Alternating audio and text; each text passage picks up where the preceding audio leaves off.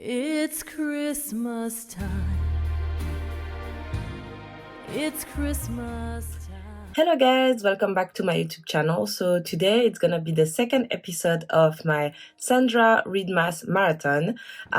So I hope you guys enjoyed the first episode and the first book that I presented to you guys. And if you guys just stumbled across my video and you don't know what I'm talking about, I'm gonna recap in each of the video a little bit of what I'm doing and why I'm doing it. So as you guys know, during Christmas, YouTubers tend to do Vlogmas, and I wanted to switch it up a little bit and do something more original. And this year I'm doing a Readmas marathon, so reading and Christmas combined together, and I'm gonna review and read 24 Christmas short books or novellas.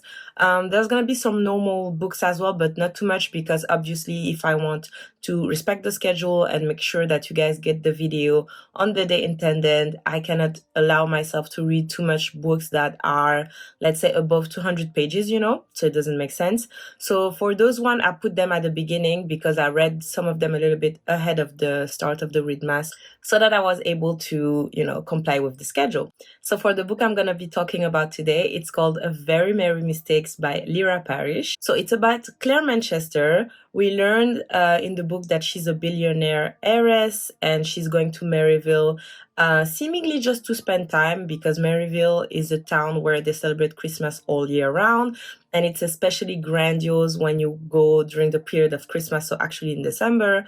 So she made a reservation to spend a month there, arrive and be there until January, so that she can also enjoy the end of the year celebration there.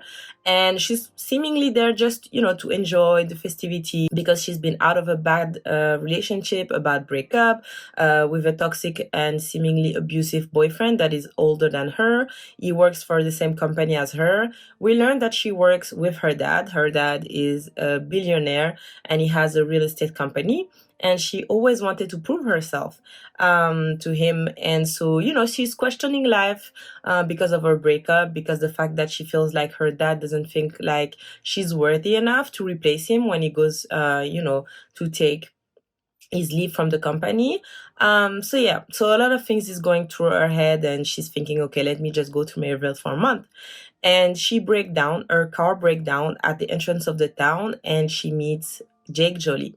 So everybody in Maryville has a name that is kind of related to Christmas, and Jake and his family, they operate the Christmas tree business. They have a Christmas tree farm. Everybody lives on the farm, on the property. His dad is actually playing Santa for the town, so he's kind of like Maryville royalty, and his name is Jake Jolie. So, everybody has a name that is related to the holidays or Christmas, right? So her car breaks down and she meets Jake. Initially, she's a little bit reluctant to let him help her, and he's like, look, a storm is coming. Let me drive you to town, and then you can figure it out from there, and I can tell you how to get your car, towed up, and so that the company can come and look at it in the morning when the storm is more calm, right? So it takes her to the inn, and she realized that her dad's secretary actually got the reservation mixed up, and she booked the inn in another town. Since Maryville is so famous for celebrating Christmas, the inn is completely full for the whole year. You have to book way in advance if you want a chance to spend Christmas over there. So the lady at the inn is like, I'm sorry, but there's no space anymore. And Claire's like stranded, is in the city, no car. She can't even go back to the airport. She can't go back to New York. She doesn't know what to do. So Jake offers her to sleep at his place, at least for the time being, until she can figure it out. He's like, listen, come to sleep at my place and we can see what we can do about it and how I can assist you in the morning and get you figure it out. Or you can even check if there's any place in a hotel in the next town, for example. So the next day, she decides to stay with him for the whole duration of her trip. So this is how the relationship is gonna evolve. So Jake is living alone, he's single, and he's also out of a bad breakup. And actually, his ex-girlfriend is gonna make appearances in the book here and there, and she's gonna stir trouble. And he's living alone with his cat, Tinsel, and she also grows attached to Claire. Basically, they know that their relationship is temporary and they have a clock ticking, because they know that at the end of Claire's trip, she's going to have to go back to New York and to her regular life. She's finally getting the impression that she's getting the approval from her dad and she's getting taken seriously. So she doesn't want to leave it all behind just to live a romance with Jake. And Jake is not willing to relocate out of Maryville, even though he's starting to appreciate Claire a lot and to enjoy her company. and they slowly fall in love with each other, and I love it because it was such a sweet, feel good story. But there's also issues because, like I said, Claire is a billionaire heiress, and actually the name she presented herself to Jake was Claire Chester, and she does that for protection because when she travels she doesn't want to be exposed as the Manchester heiress.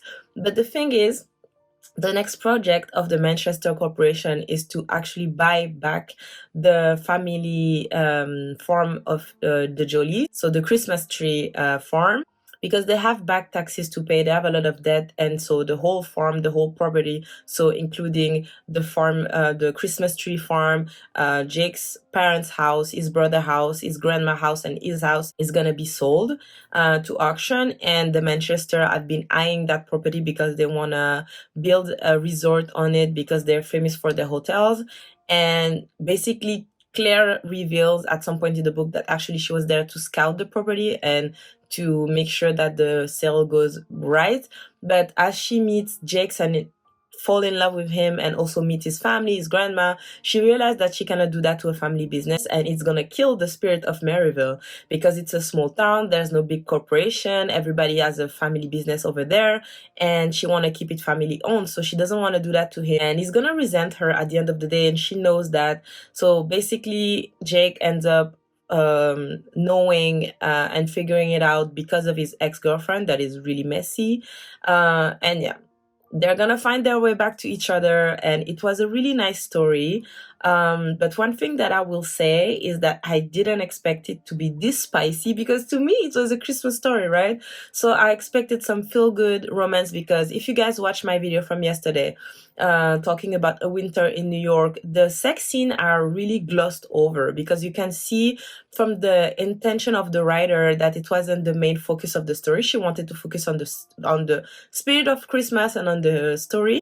They have many sexy moments, and what I love about it is that they take their time. They don't jump to immediately have sex. They first learn to know each other, what gives them pleasure, because Claire reveals that she never had an orgasm, she never really had pleasure with men, and so Jake is trying to show her that no, you've been with bad men, there's nothing broken to you, there's nothing wrong with you, it's just the men that you were with that weren't taking care of you as they should have been.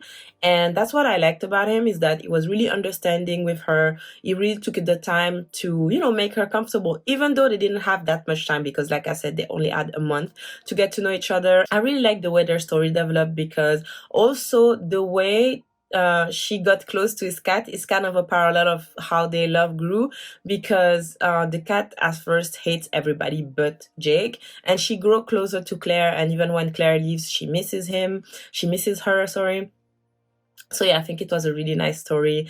And even though it was corny and cliche and, all Christmassy and a little bit unrealistic, because of the way at the end of how the Jolies are going to figure out their financial situation, and how Claire is going to play a part in it, and how in the end they're going to keep their family farm.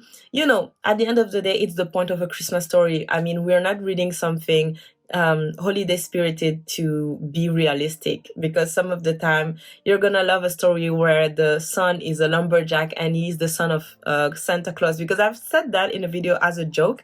I think the video where I was introducing the challenge to you guys, but this is actually the story, because as I said, Jack's dad is cosplaying Santa Claus in the whole town, for the kids and for the visitors. So yeah, I really loved it. It was really nice, and it taught us a lot about forgiving, because once again, Claire was concealing some stuff from her identity and her real motive to be there to Jake, and they didn't go back instantly to each other. They had to, build their relationship again and build the trust back. So it was, in a way, pretty realistic, if you ask me. So yeah, I really enjoyed the story, and I hope you guys will enjoy it as well. I will link everything down below, so the link where you can get the book, and I got it for free on Kindle Unlimited, so check it out if you have a Kindle. And by the way, guys, I finally got my first Kindle. So as you guys know, I read electronically, but I used to read on my phone or my computer, and it used to really hurt my eyes a lot, and I really wanted to take the time to tell you that in the next video I will be able to introduce her, because I order a cover and everything, and I cannot wait to decorate. So yeah, I will see you guys tomorrow in the next video for the Readmas Marathon Challenge. And I hope you guys are enjoying the holidays. I hope you guys are enjoying the month of December. And let's keep counting down until Christmas together. Bye, guys. See you next time. The season of peace is finally here.